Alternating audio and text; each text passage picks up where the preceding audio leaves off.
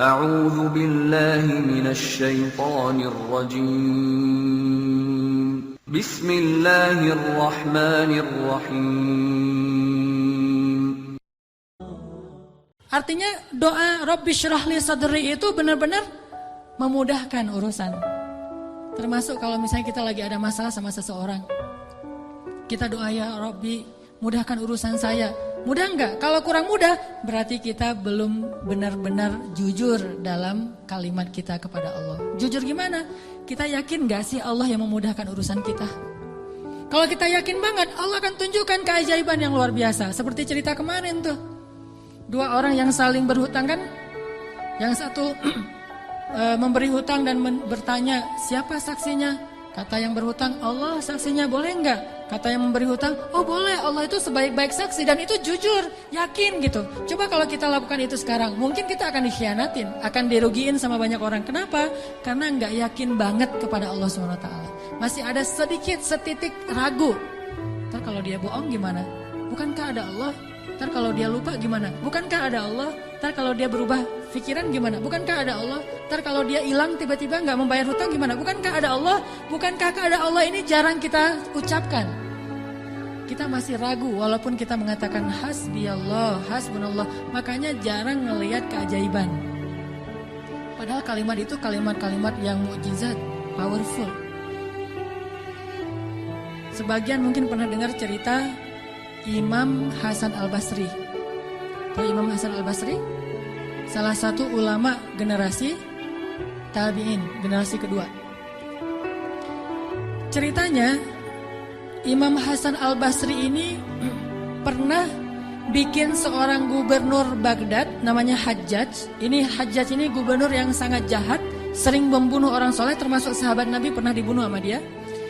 Imam Hasan Al-Basri pernah bikin gubernur Hajjaj itu tersinggung. Kapan? Ketika Imam Hasan Al-Basri diundang ke rumah gubernur Hajjaj bersama beberapa ulama yang lain, beberapa tokoh masyarakat, diundang ke rumah barunya, istana gitu. Jadi Raja Hajjaj ini suka bikin istana terus pamer. Ngundang nih, diundang orang-orang penting, minta semacam testimoni gitu, minta komentar. Jadi kalau bahasa kita mah nge-posting di sosial media, terus nunggu gimana menurut kalian. Jadi yang komennya tuh macam-macam ditungguin sama dia.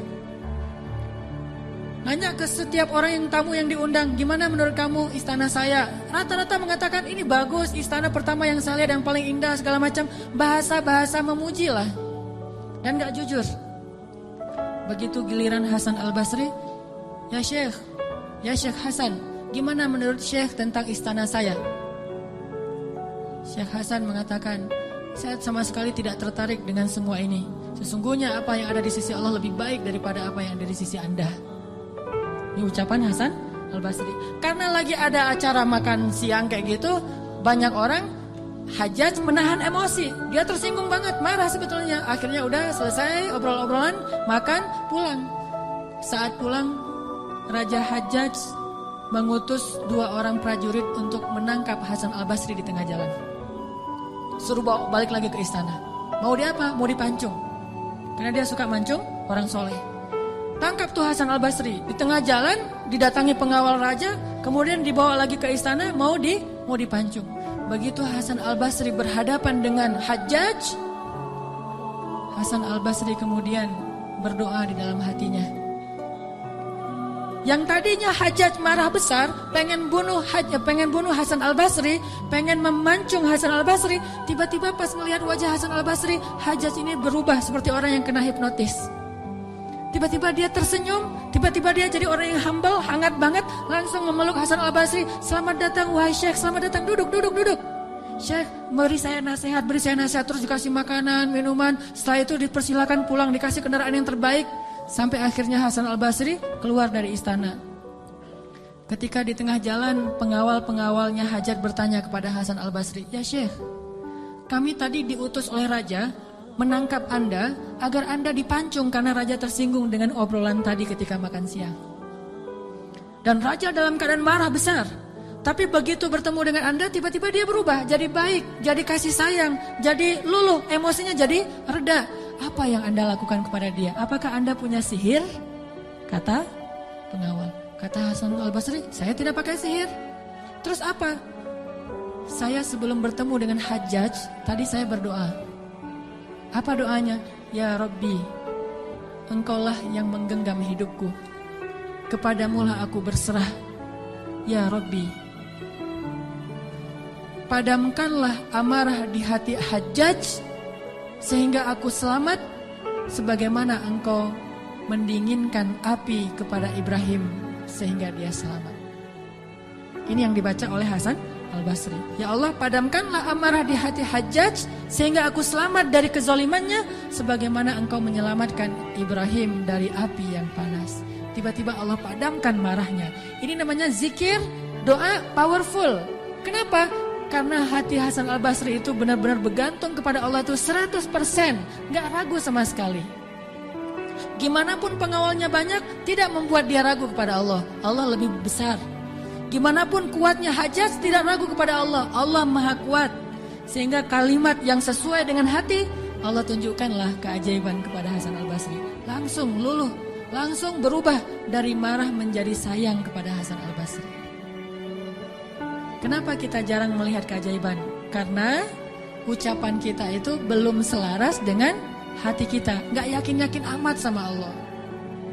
Sering bilang la haula wala quwata illa billah, tapi kita masih yakin ada kekuatan lain yang mempengaruhi hidup kita. Padahal kata Nabi kepada Ibnu Abbas, kalau semua orang berkumpul dan ingin menolong kamu, mereka tidak dapat menolong kamu kecuali dengan seizin Allah. Kalau mereka semua berkumpul ingin mencelakai kamu, mereka tidak bisa mencelakai kamu kecuali dengan ketetapan Allah. Allah, Allah, Allah, di tangannya lah segala kebaikan, di tangannya lah segala kerajaan. Tabarakalladzi biyadihil mulk wa huwa ala kulli syai'in qadir. Percaya enggak kita dengan ayat itu? Jawab dengan hati kita masing-masing. Kalau kita percaya, baru terjadi keajaiban dalam hati kita. Pernah menghadapi orang marah? Pernah? Sering kan? Siapa yang marah? Istri. Tahu gimana kalau istri lagi marah? Oh, belum tahu ya. Ya udah deh, ganti contoh. Orang tua deh, orang tua. Saya lupa aja nih kalau saya di hadapan para jomblo fisabilillah. Kalau istri lagi marah, padamkan marahnya itu bukan dengan hadiah dunia dulu. Itu buat kita ragu sama Allah dan mengandalkan materi. Pas marah, tunjukin mau ke Lombok, Bali, Jogja atau Maldives. Pasti dia pilih Maldives tuh. Pas dia pilih Maldives, kita nangis. Kenapa? Dananya gak cukup. Makin marah dia tuh. Jangan nawarin materi dulu untuk meredakan marah seseorang. Karena kita akan bergantung kepada materi itu. Ternyata ampuh. Kalau dia marah, saya kasih tuh brosur. Brosur doang. Kalau lagi marah, nonton yuk. Pelan-pelan reda marahnya, berarti efektif. Nonton cukup bagi saya. Pas lagi marah, ada kafe baru loh, enak tuh makanannya, terutama tuh misalnya green tea-nya, milkshake tuh paling enak tuh se-Bandung. Reda marahnya, milkshake cukup bagi saya, kan? Bukan hasbi Allah, hasbiya milkshake. Kenapa bisa gitu? Karena ketika kita mau meredakan marah seseorang itu kita menggunakan materi. Atau menggunakan bahasa-bahasa ngegoda, ngerayu, gombal tadi. Tapi kan lama-lama agak-agak habis juga ya bahan menggombal ya. Harus buka. Jadi teman-teman bisa ke Gramedia mungkin beli buku dengan judul Kumpulan Gombal-Gombal Efektif. Udah teruji banyak yang menggunakan gombal ini dan berhasil meredakan amarah. Mungkin, tetapi itu berarti kita tidak mendapatkan yang paling luar biasa sehingga suatu saat kita akan kewalahan sendiri. Berapa sering kita bisa memberikan materi, memberikan brosur, memberikan kafe, memberikan nonton, memberikan hiburan, entertain segala macam. Berapa sering? Coba sesekali ketika menghadapi seseorang yang marah, andalkan Allah. Pas mau ketemu orangnya, ya Rabbi, ya Rabba Ibrahim, wahai Tuhan Ibrahim, padamkanlah amarah istri saya sebagaimana engkau memadamkan api bagi Ibrahim. Terus temuin, kalau masih marah, ya Allah astagfirullahaladzim, berarti saya belum jujur nih. Masih belum yakin sama Allah, istighfar lagi, ya Allah padamkan. Masih marah, ya Allah padamkan. Terus saja sampai yakin. Kalau kita yakin itu berubah loh, benar-benar berubah. Kalau nggak bisa langsung, bertahap, tergantung iman. Ada orang yang imannya baru redam amarah seseorang itu 1 jam, berarti imannya iman 1 jam. Ada yang setengah jam, ada yang 10 menit, ada yang begitu ketemu berubah langsung. Sampai orang yang marah itu juga terheran-heran. Kenapa ya? Saya tadi sebetulnya lagi sebel banget sama kamu, tapi pas ngelihat kamu jadi berubah, kenapa ya? Karena Allah. Ini mah masalah iman, bukan masalah fasihnya mengucapkan hasbi Allah. Semua kita mah yang namanya hasbi Allah pasti fasih, apalagi sadaqallah itu paling fasih tuh. Sadaqallahul azim itu fasih banget. Kenapa? Apalagi baca 1 juz, pengen sadaqallah cepet-cepet kan? Itu fasih. Bismillah fasih, hasbi Allah. Insya Allah tahsin hasbi Allah wa ni'mal wakil. Malah kita kadang-kadang kalimat hasbi Allahnya tuh lebih keren daripada sahabat loh. Kalau sahabat kalimatnya cuma gini, hasbunallah wa ni'mal wakil. Kalau kita, hasbunallah wa ni'mal wakil, ni'mal maula wa ni'man nasir. Coba lihat, panjangan siapa ucapannya? Panjangan kita kan? Sahabatnya cuma sedikit, Ibrahim lebih sedikit lagi, hasbi Allah, segitu doang. Kita rame, oh jangan cuma hasbi Allah, tambahin dong, jangan terlalu irit-irit dalam berzikir. Rame aja di broadcast soal panjang pendeknya zikir, tapi dua-duanya gak powerful, gak ngaruh. Yang bilang hasbi Allah wa ni'mal wakil sama aja, yang bilang hasbi Allah wa ni'mal wakil, ni'mal maula wa ni'man nasir, diulang 33 kali, tapi gak ngaruh. Kenapa? Karena gak jujur. Hanya fasih di lisan, tetapi tidak fasih di hati. Harusnya kayak Imam Hasan Al-Basri, begitu dia katakan demikian, doanya langsung berubah. Termasuk doa tadi, Allahumma ajurni fi musibati wa akhluf li khairan minha. Ya Allah, beri saya pahala dalam musibah saya, beri saya ganti yang lebih baik. Selama apa sih Allah kasih kita ganti? Di situ kita bisa mengukur keimanan kita. Kalau begitu kita berdoa langsung dapat ganti, itu imannya ajaib tuh. Kalau kita berdoa tunggu gantinya sebulan kemudian, itu imannya standar. Kalau kita udah berdoa tapi gak diganti-ganti, berarti kita bermasalah. Gak yakin-yakin amat sama Allah. Pengen gak begitu berdoa langsung Allah menunjukkan keajaiban? Kita pengen aja gak berani ya, karena kita gak percaya bisa. Kita mau mengatakan pengen, itu aja kita gak berani karena menganggap itu gak realistis. Masa sih bisa? Bisa kalau kita yakin kepada Allah. Kalau kita gak yakin, kalau kita bilang nggak bisa, kalau kita ragu bahwa Allah bisa menunjukkan ajaib kepada kita dalam hitungan detik, terus kemana kalimat kun fayakun? Masalahnya kita nggak yakin untuk bilang pengen, begitu doa langsung Allah kabulkan. Itu aja kita ragu. Kenapa? Kita nggak percaya itu bisa terjadi dalam hitungan simsalabin abrakadabra. Kita nggak percaya itu bisa terjadi dalam satu kalimat kun. Makanya tidak ada kun dalam hidup.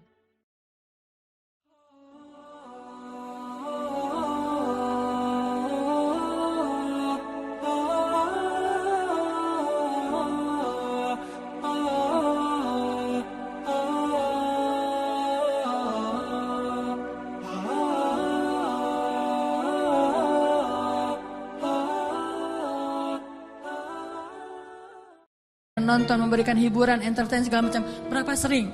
Coba sesekali ketika menghadapi seseorang yang marah, andalkan Allah. Pas mau ketemu orangnya, ya Rabbi, ya Rabba Ibrahim, wahai Tuhan Ibrahim, padamkanlah amarah istri saya sebagaimana engkau memadamkan api bagi Ibrahim. Terus temuin, kalau masih marah, ya Allah astagfirullahaladzim, berarti saya belum jujur nih. Masih belum yakin sama Allah, istighfar lagi, ya Allah padamkan. Masih marah, ya Allah padamkan. Terus saja sampai yakin. Kalau kita yakin itu berubah loh, benar-benar berubah. Kalau nggak bisa langsung, bertahap, tergantung iman. Ada orang yang imannya baru redam amarah seseorang itu 1 jam, berarti imannya iman 1 jam. Ada yang setengah jam, ada yang 10 menit, ada yang begitu ketemu berubah langsung. Sampai orang yang marah itu juga terheran-heran. Kenapa ya? Saya tadi sebetulnya lagi sebel banget sama kamu, tapi pas ngelihat kamu jadi berubah, kenapa ya? Karena Allah. Ini mah masalah iman, bukan masalah fasihnya mengucapkan hasbi Allah. Semua kita mah yang namanya hasbi Allah pasti fasih, apalagi sadaqallah itu paling fasih tuh. Sadaqallahul azim itu fasih banget. Kenapa? Apalagi baca 1 juz, pengen sadaqallah cepet-cepet kan? Itu fasih. Bismillah fasih hasbiyallah. Insya Allah tahsin hasbiyallah wa ni'mal wakil. Malah kita kadang-kadang kalimat hasbiyallahnya tuh lebih keren daripada sahabat loh. Kalau sahabat kalimatnya cuma gini, hasbunallah wa ni'mal wakil. Kalau kita hasbunallah wa ni'mal wakil, ni'mal maula wa ni'man nasir. Coba lihat panjangan siapa ucapannya. Panjangan kita kan? Sahabatnya cuma sedikit, Ibrahim lebih sedikit lagi, hasbiyallah segitu doang. Kita rame, jangan cuma hasbiyallah, tambahin dong, jangan terlalu irit-irit dalam berzikir. Rame aja di broadcast soal panjang pendeknya zikir, tapi dua-duanya nggak powerful, nggak ngaruh. Yang bilang hasbiyallah wa ni'mal wakil sama aja, yang bilang hasbiyallah wa ni'mal wakil, ni'mal maula wa ni'man nasir, diulang 33 kali, tapi nggak ngaruh. Kenapa? Karena nggak jujur. Hanya fasih di lisan, tetapi tidak fasih di hati. Harusnya kayak Imam Hasan Al-Basri, begitu dia katakan demikian, doanya langsung berubah.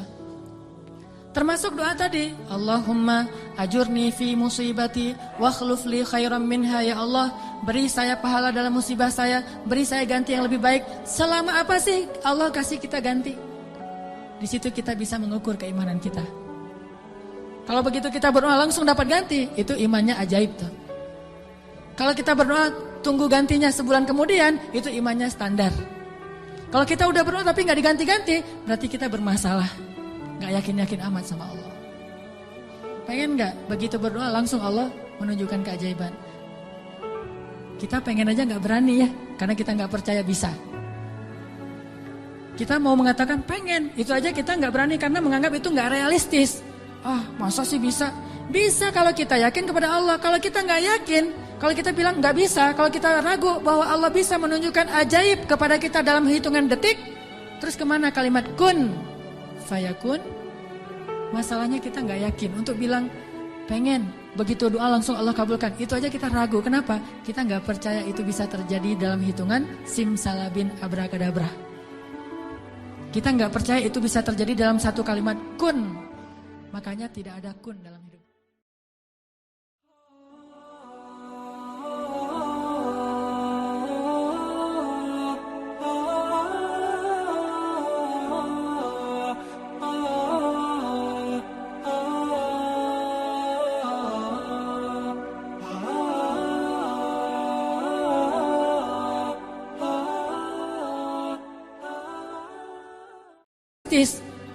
Masa sih bisa?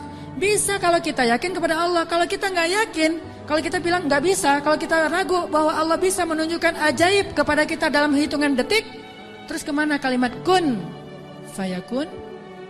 Masalahnya kita nggak yakin untuk bilang pengen, begitu doa langsung Allah kabulkan. Itu aja kita ragu. Kenapa? Kita nggak percaya itu bisa terjadi dalam hitungan simsalabin abrakadabra. Kita nggak percaya itu bisa terjadi dalam satu kalimat kun. Makanya tidak ada kun dalam hidup.